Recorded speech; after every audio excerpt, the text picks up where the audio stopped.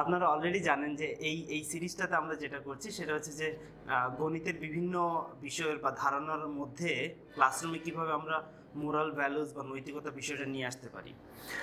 আগের দিন অন্যান্য বিষয়গুলো নিয়ে কথা হয়েছে। আজকে যে বিষয়টা নিয়ে আমরা কথা বলবো গণিতে, সেটা হচ্ছে অ্যাভারেজ বা গড়।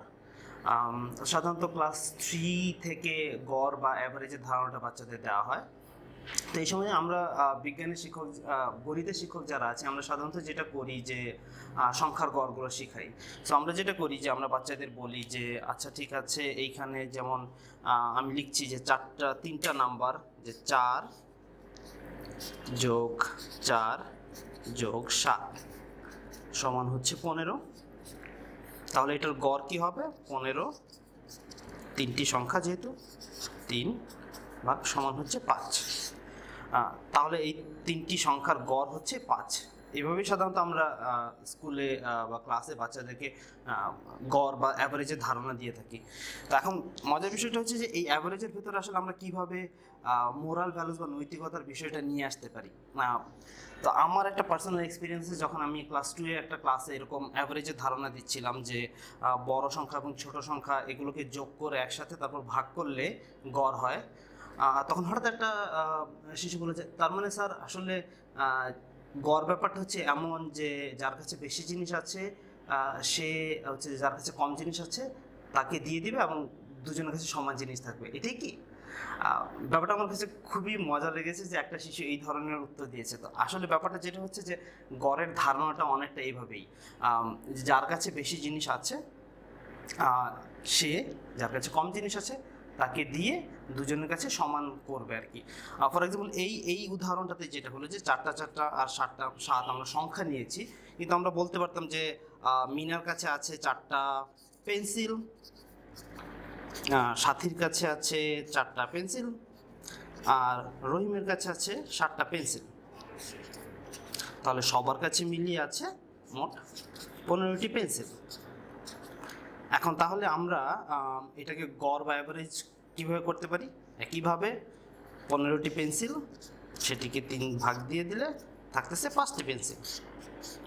তার মানে হচ্ছে সবার কাছে যখন 5টি পেন্সিল হবে তখনই সমান হবে।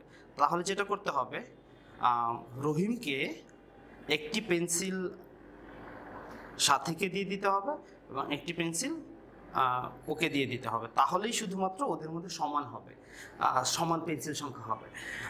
তো ব্যাপারটা হচ্ছে যে এই ধরনের আলোচনার মাধ্যমে আসলে ক্লাসরুমে আমরা আসলে শেখাতে পারি যে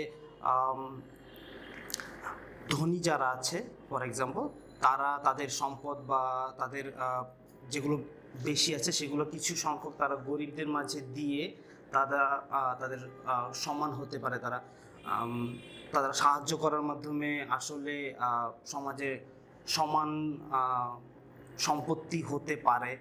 এই ব্যাপারগুলো, ধারণাগুলো নিয়ে আসা যায় ক্লাসরুমে, এবং ক্লাসরুমে বাচ্চাদেরকে উদ্বুদ্ধ করা যে অপরকে সাহায্য করাটা কেন গুরুত্বপূর্ণ এবং কীভাবে সাহায্য করলে সবাই সমান থাকবে এবং সবাই খুশি থাকবে। এই ব্যাপারগুলো আমরা আসলে এই অ্যাভারেজের ধারণার মাধ্যমে আমরা আসলে ক্লাসরুমে বাচ্চাদের শেখাতে পারি। আরেকটি মজার বিষয় আছে, যেমন এখানে আমরা দেখাতে পারি যে ক্লাসে তো সাধারণত আমরা বাচ্চাদের বিভিন্ন নাম্বার দিই। তো ফর এক্সাম্পল এখানে আরেকটি উদাহরণ দেওয়া হয়েছে যে রহিম বাংলাতে পেয়েছে 80, গণিতে পেয়েছে 50। সাথী হচ্ছে যে সে বাংলায় খুব একটা ভালো না, সে বাংলাতে 50 পেয়েছে, বাট সে গণিতে ভালো, সে 70 পেয়েছে। এখন দেখা যাচ্ছে যে আসলে এখানে যদি আমরা গড় করি তাহলে দাঁড়াচ্ছে 130 আর এখানে 120, আর সেটার যোগফল 130। আর যদি আমরা গড় করি তাহলে সেটা দাঁড়াবে হচ্ছে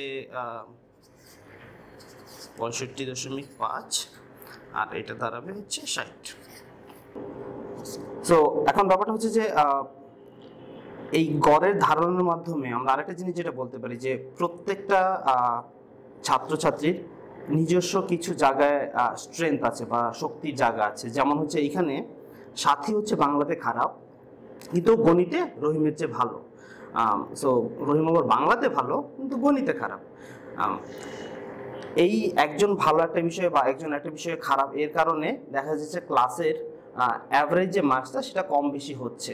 তো এই জায়গাতে দুইটা বিষয় আসলে বাচ্চাদের শেখানো যায়। একটা হচ্ছে যে শিশুদেরকে বলা যে সবাই সব বিষয়ে ভালো হয় না বা হওয়া সম্ভব না, সো নিজের স্ট্রেংথ বা শক্তির জায়গাটা কোনটা সেটা বোঝা, এবং হচ্ছে যে অন্যরাও যে এরকম যে তাদেরও যে বিভিন্ন ধরনের জায়গায় স্ট্রেংথ আছে, কেউ হয়তো ভালো গান করতে পারে, কেউ হয়তো ভালো নাচতে পারে, ওগুলোও তাদের স্ট্রেংথ, কেউ ভালো অভিনয় করতে পারে। সো শিশুদেরকে জানানো যে কেউ একটা বিষয়ে খারাপ করা মানে যে সে খারাপ ছাত্র না, মানে সে অন্য অনেক বিষয়ে ভালো থাকতে পারে। সো এই ধারণাটা শিশুদের মধ্যে দেওয়াটা খুব ইম্পর্টেন্ট যে প্রত্যেকেরই কিছু স্ট্রেংথ কিছু উইকনেস আছে, এবং সেই স্ট্রেংথ এবং উইকনেসের মাধ্যমে আসলে একজন সম্পূর্ণ মানুষ তৈরি হয়। সো এই ধারণাটা এই অ্যাভারেজের ক্লাসের মধ্যেই আমরা আসলে দিতে পারি বাচ্চাদেরকে, যেটা কিনা মোরাল ভ্যালুজের আরও একটি পার্ট। সো এইভাবে বিভিন্ন উপায়ে আসলে মোরাল ভ্যালুজ ইস্যুটা আমরা অ্যাভারেজ বা গড় এই গাণিতিক ধারণার মধ্যে আসলে আমরা ক্লাসরুমে নিয়ে আসতে পারি বাচ্চাদের মধ্যে। এরকম আরও উদাহরণ থাকতে পারে, আপনারা নিজেরাও কিছু বের করতে পারেন যে কীভাবে আপনারা মোরাল ভ্যালুজের বিভিন্ন ইস্যুগুলা আপনার ক্লাসরুমে অ্যাভারেজ বা গড়ের সাথে আলোচনার মাধ্যমে নিয়ে আসতে পারেন বাচ্চাদের মধ্যে। ধন্যবাদ।